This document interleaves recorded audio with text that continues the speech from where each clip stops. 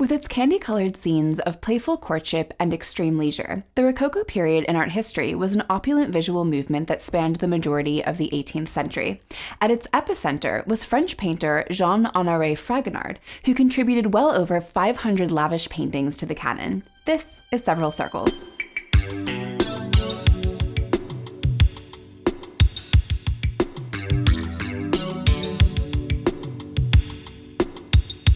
Jean-Honoré Fragonard was a documentor of decadence. His pastel-drenched images of idyllic gardens and rosy-cheeked maidens in repose illustrate his era's lust for carefree amusement. Alongside the work of Antoine Watteau and François Boucher, amongst others, Fragonard's luminous pictures epitomize the French Rococo period in art history.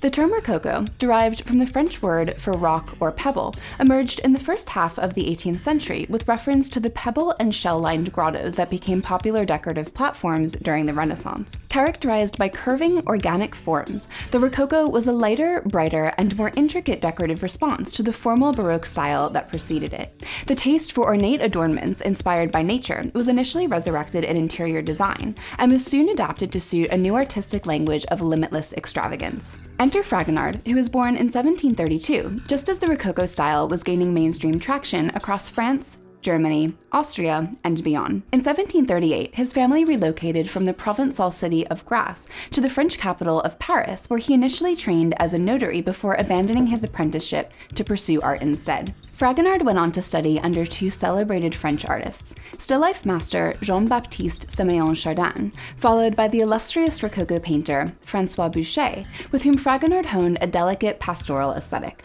With support from Boucher, Fragonard won the prestigious French scholarship the Prix de Rome on his first attempt in 1752. This secured his place at the Royal School for Privileged Students, which prepared young artists for the Royal Academy later on. In 1756, Fragonard embarked on a 5-year exchange at the French Academy in Rome. He allegedly struggled to adhere to the Academy's formal curriculum, but flourished working in plein-air outdoors. He cultivated a proclivity for landscapes and sketched Italian landmarks and gardens with vigor. He also eagerly drew studies of Italian Baroque artworks that he saw in Rome, Venice, and Naples. It was at around this time that he inaugurated a private practice making small-scale, so-called cabinet paintings for local collectors. These inventive paintings synthesized elements of the Italian Baroque and traditional Dutch landscapes and set the stage for Fragonard's success as an artistic maverick. After Fragonard returned to Paris in 1761, he began experimenting with etching, loosely inspired by the old masters. He also completed a pivotal painting, Croesus sacrificing himself to save Callirrhoe. The painting was exhibited in 1765 to critical acclaim, and Fragonard was granted coveted acceptance into the Royal Academy. He was poised to become one of the greatest history painters of his generation, but in the interim, a private market for his cabinet paintings had formed.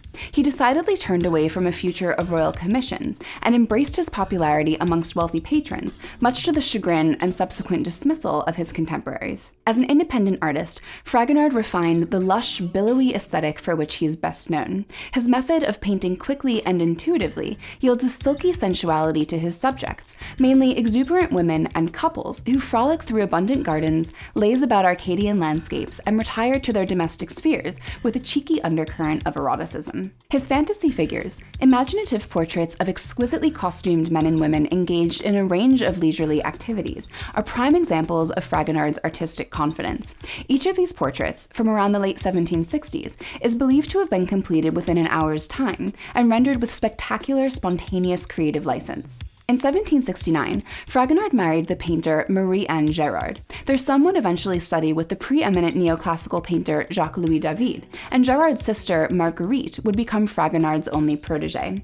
Gérard herself would make a number of miniature Rococo portraits that were wrongfully attributed to her husband for quite some time. In the early 1770s, Fragonard was granted a monumental commission from Madame du Barry, mistress to King Louis XV, for her country home.